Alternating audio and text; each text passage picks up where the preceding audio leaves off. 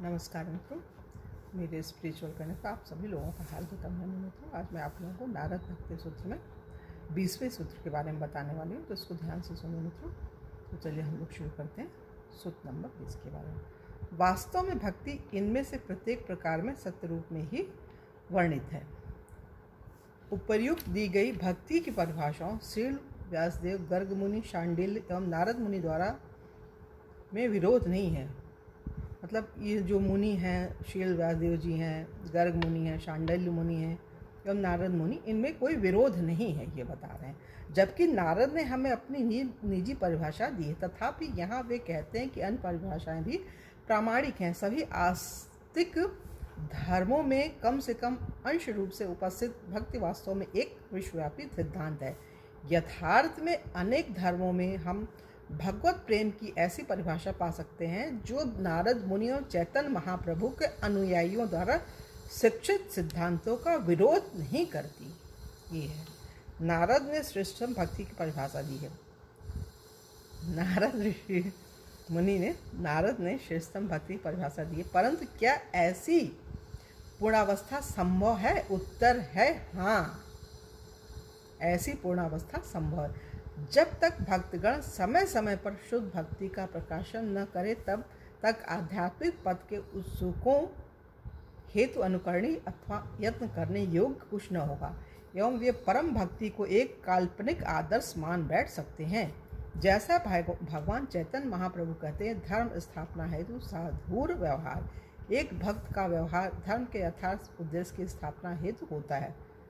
ये चैतन्य चरितामृत में बोला गया है। एक बार सनातन गोस्वामी ने, अब ये सुनिए मित्रों, एक बार सनातन गोस्वामी ने चैतन्य महाप्रभु के स्थान पर मुकुंद सरस्वती नामक सन्यासी के प्रति समर्पण का ढोंग किया। एक बार सनातन गोस्वामी ने चैतन्य महाप्रभु के स्थान पर मुकुंद सरस्वती नामक सन्यासी के प्रति समर्पण का ढोंग किया। जब चैतन्य महाप्रभु के अंतरंग भक्त जगदानंद पंडित ने सनातन के व्यवहार को देखा तो वे बड़े क्रोधित हुए तथा सनातन को पीटने की धमकी दी। सनातन ने तब अपना उद्देश्य उजागर किया। मेरे प्रिय जगदानंद पंडित, आप एक अति विद्वान संत हैं। चैतन्य महाप्रभु को आपसे अधिक प्रिय कोई नहीं। चैतन्य महाप्रभु में यह श्रद्धा आपके सर्वथा उपयुक्त है। जब तक आप इसका मंचन नहीं करते, तब तक मैं ऐसी श्रद्धा को कैसे समझ पाता। श्रीमद अभय चरणारविंद भक्ति वेदांत स्वामी प्रभुपाद के जीवन में हमने पूर्ण आत्मसमर्पण तथा अपने समस्त क्रियाओं के भगवदार्पण का उदाहरण देखा है। श्रील प्रभुपाद की पवित्रता उनका निजी मुद्दा नहीं थी। श्रील प्रभुपाद की पवित्रता उनका निजी मुद्दा नहीं थी। उन्होंने स्वयं को भरपूर दिया। उन्होंने स्वयं को भरपूर दिया एवं सहस्त्रों लोगों को कृष्ण भावनामृत में लाने हेतु सत्यावेशित थे।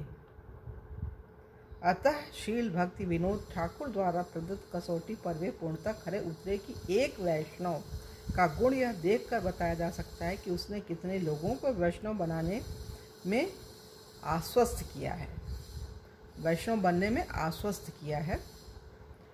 अपने व्यक्तिगत प्रचार द्वारा, अपने ग्रंथों द्वारा एवं उनके द्वारा सृष्ट एवं पालित कृष्ण भावनामृत आंदोलन द्वारा श्रील प्रभुपाद ने एक ऐसे जीवन का दृष्टांत दिया जो कृष्ण की संतुष्टि के प्रति शुद्ध रूप से समर्पित था।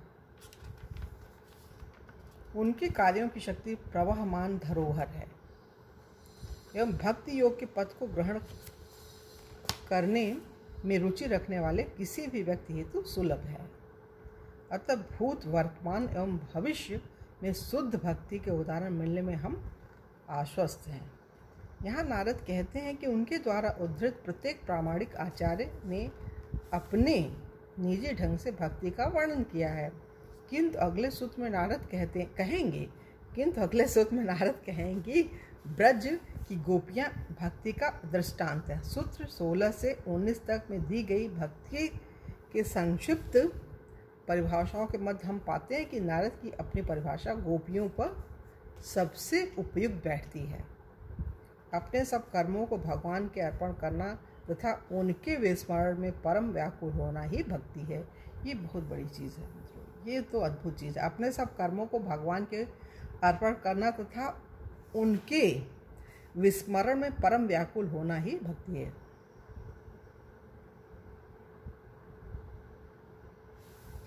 तो यहाँ पे मित्रों ये 20वां सूत्र पूरा हो रहा है और कल की वीडियो में आप लोगों से 21वें सूत्र के बारे में चर्चा करेंगे। और आप लोगों से एक अनुरोध है मित्रों, मेरे स्पिरिचुअल कर्ण को यदि सब्सक्राइब न किए हो तो सब्सक्राइब कीजिए और ज़्यादा से ज़्यादा लोगों को शेयर कीजिए और लाइक की बटन भी क्लिक कीजिए मित्रों। तो चलिए हम अपनी वाणी को विराम दे रहे हैं और कल की वीडियो में आप लोगों से पुनः 21वें सूत्र के बारे में चर्चा करेंगे। तब तक के लिए जय हिंद, जय भारत, ओम शांति, ओम शांति।